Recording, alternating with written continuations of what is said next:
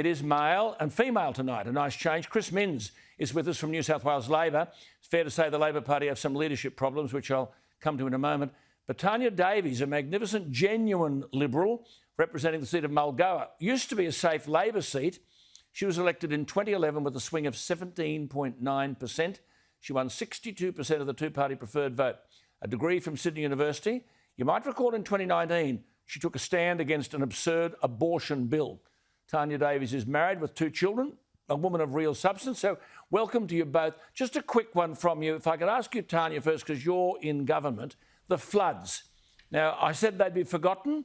You please tell me, Tania, briefly, what the Parliament is doing to personally and significantly address the flood victims. Well, thank you, Alan. And look, everyone has seen the images on our TV screens and on our iPhones about the devastation that has reached right across Western Sydney and even up north.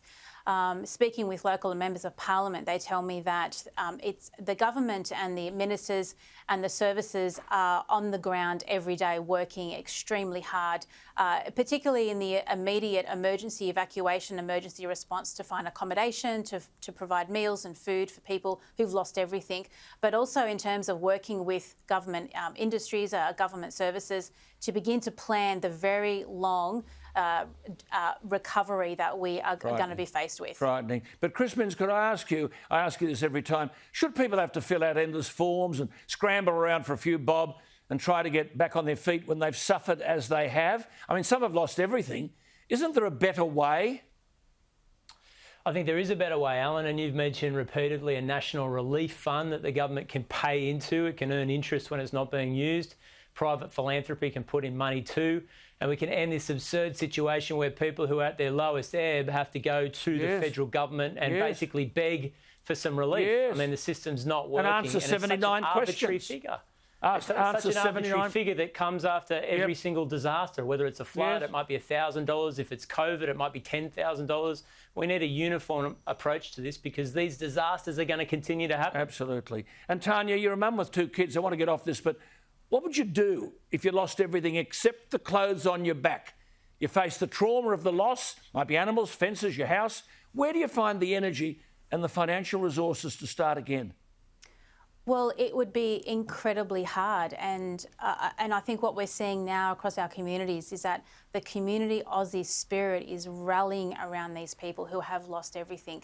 I mean, as a parent, you don't have a choice to sit down and do nothing. You know, you have to stand up and fight for your family and work hard to restore all that you've lost. But we've seen incredible generosity from the people of New South Wales and even internationally when we were faced with incredible fires. And we're already starting to see people organising fundraisers to support flood victims. I know, but as Chris said, it's so little. I mean, Chris is right. I'm tired of this. Every year we're putting our hands out. Look, just move on from this. Chris Minns, Tania Mihailuk, who I've had on this program, she joined the Parliament in 2011 representing Bankstown. Very well credentialed. She said today the Labor Party doesn't represent all voices and views and, quote, we're now risking straying too far down the path of wokeness. How do you win an election if you're straying down the path of wokeness? Well, I'm not sure you can. And Mark McGowan told the National Conference today, the WA Premier, that elections are won and lost in the middle ground, the centre of politics. That's where we need to aim. And I don't know whether it's wokeness. I think we miss too many opportunities. When I start mentioning that the government's racked up $100 billion of debt, or they've built more toll roads than any city on earth, or that 90% of infrastructure is spent east of Parramatta, most people say, I didn't know that. So, I mean, there's a case to be made, but New South Wales Labor has to start making it, and taxpayers need to know what the New South Wales government's up to. So you're talking very strongly, you have in the past, Tania, about religious freedom.